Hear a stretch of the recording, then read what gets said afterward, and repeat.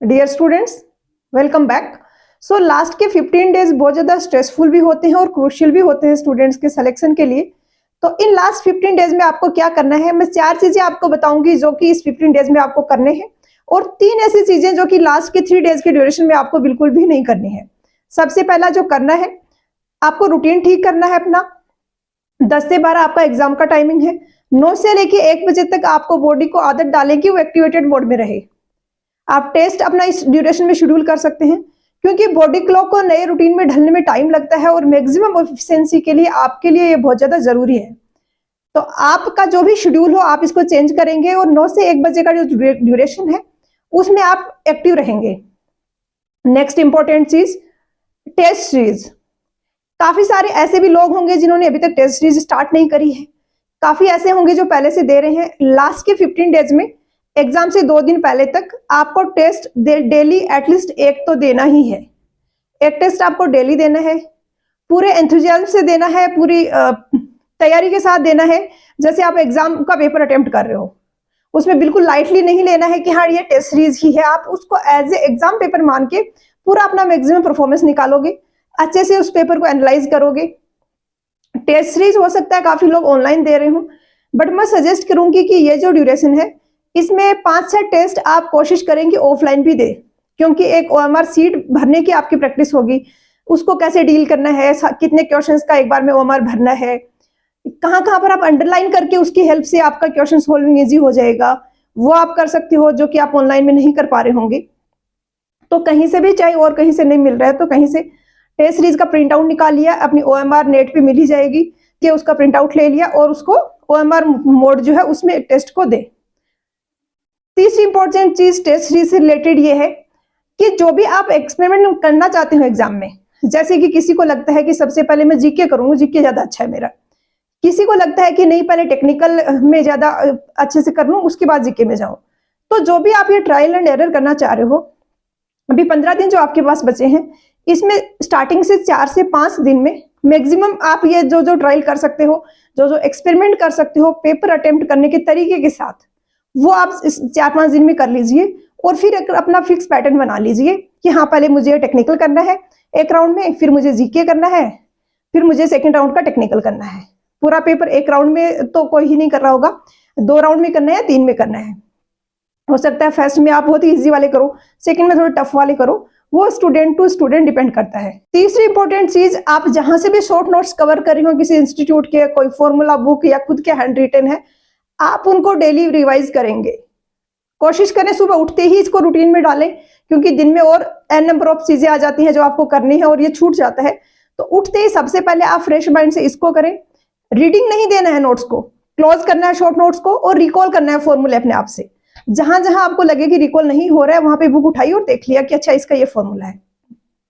ऐसा आप डेली करोगे तो एग्जाम डेट तक जो भी आपके शॉर्ट नोट्स हैं, जो भी फॉर्मूला बुक है, जहां से भी आप कर रहे हो, आपको उसका 90-95% तक याद हो जाएगा। 2-4% फिर भी रह सकता है, बट वो मैनेजेबल है।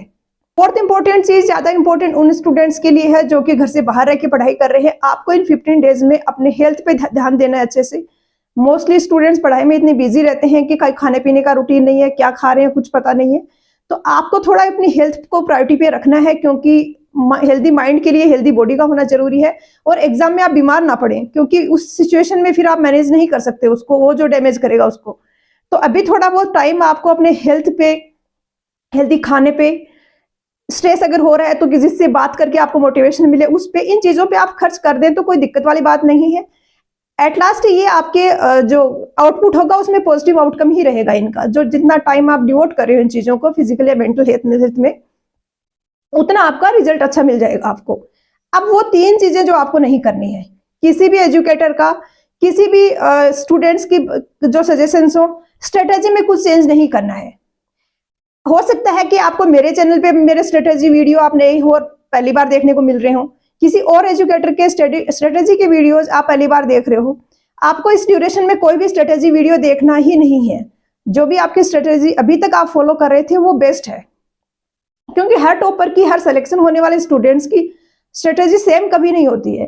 तो ऐसा नहीं है कि यही एक स्ट्रेटेजी है जिससे सिलेक्शन हो सकता है और बाकी किसी तरीके से नहीं हो सकता। जिस भी तरीके से आप मेहनत कर रहे हो वही बेस्ट है, वही बेस्ट स्ट्रेटेजी है।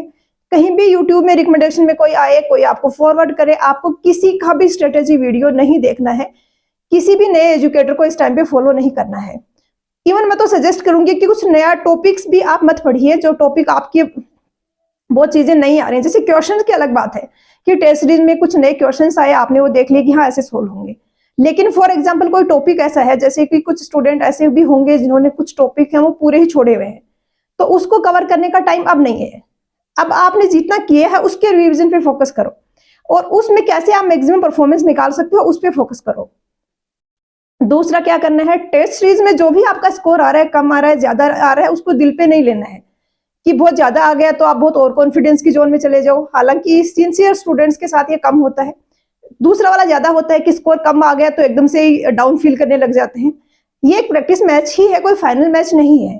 काफी बार ऐसा भी होता है कि हर एक कोचिंग का अपना एक पैटर्न होता है, जैसे कि जो उनकी टेस्ट जो होती है, मतलब वर्कशीट, उनमें जो क्वेश्चंस डाले हुए हैं वही टेस्ट सीरीज में डाल रहे हैं। तो किसी प्लेटफॉर्म पे आप टेस्ट दे रहे हो और आपका स्कोर वहां पे बाकी स्टूडेंट से कम आ रहा है जो वहां के रेगुलर स्टूडेंट हैं, तो ये चीज होगी ही, लेकिन एग्जाम में वो लोग नहीं करेंगे पेपर सेट। तो ऐसा कुछ भी आपके साथ हो रहा है, एग्जाम में टेस्ट सीरीज में स्कोर कम आ रहा है, उससे अफेक्ट नहीं होना है। जो भी आपने पहले से रिविजन का प्लान किया हुआ है उसको कंप्लीट करना है। And third, last but not the list, जो भी आपके पास नेगेटिविटी फैलाने वाले लोग हैं, जो टेलीग्राम चैनल्स है जहां से आपको नेगेटिविटी मिल रही है, उनसे दूर रहें। अभी कुछ नोटिफिकेशन आ गए हैं, फॉर्म भर गए हैं, पूरी प्रिपरेशन हो गई है, कोई चेंज नहीं होने वाला एग्जाम में, तो उन ग्रुप में आपको ऐसी कोई बहुत ही क्रूशियल इन्फॉर्मेशन नहीं मिल जाएगी कि आप वहां से कनेक्टेड रहो। मैं तो सजेस्ट करूंगी कि जिन भी टेलीग्राम ग्रुप्स पे आप कनेक्टेड हो, आप उनको सबको म्यूट पे डाल दीजिए, अपने रिवीजन पे फोकस करिए और जो टेस्ट है वो दीजिए। जो पॉजिटिव लोग हैं आपके आसपास, उनकी सराउंडिंग में रहिए, क्योंकि काफी सारे ऐसे मनहूस फ्रेंड होंगे आपके जो कि खुद अच्छे से प्रिपरेशन कुछ करा नहीं है और एंड टाइम पे ऐसी अफवाह फैलाएंगे कि हाँ वहां पेपर आउट हो रहा है, वो हो रहा है, वो पेपर बिक रहा है, ये हो रहा है। तो ये सारी चीजें वैसे तो होंगी नहीं, और ये चीजें आपके आउट ऑफ कंट्रोल है।